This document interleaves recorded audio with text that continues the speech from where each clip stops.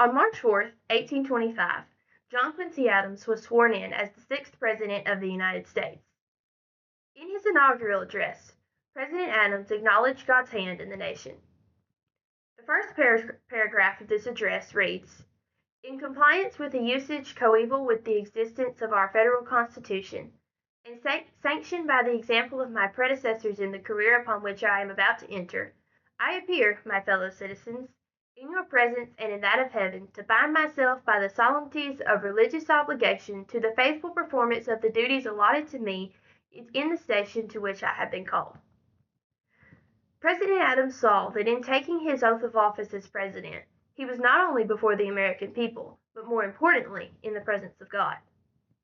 In the final paragraph of his inaugural address, President Adams said, "Fellow citizens, you are acquainted with the peculiar circumstances of the recent election, which have resulted in affording me the opportunity of addressing you at this time. You have heard the exposition of the principles which will direct me in the fulfillment of the high and solemn trust imposed upon me in this station. Less possessed of your confidence in advance than any of my predecessors, I am deeply conscious of the prospect that I shall stand more and oftener in need of your indulgence. Intentions upright and pure, a heart devoted to the welfare of our country, and the unceasing applications of all the faculties allotted to me to her service are all the pledges that I can give for the faithful performance of the arduous duties I am to undertake. To the guidance of the legislative councils, to the assistance of the respective state governments, to the candid and liberal support of the people, so far as it may be deserved by honest industry and zeal, I shall look for whatever success may attend my public service.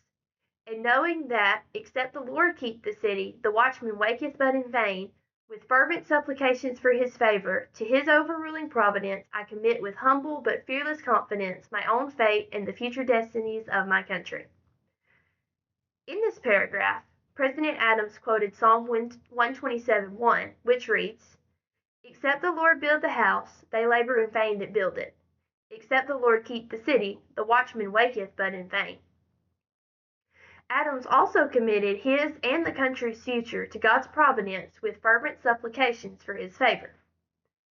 In conclusion, in his inaugural address, John Quincy Adams acknowledged that he was taking the oath of office in the presence of God, acknowledged that unless the Lord keeps the city, the watchman wakes in vain, prayed for God's favor, and committed his and the country's future to God's providence.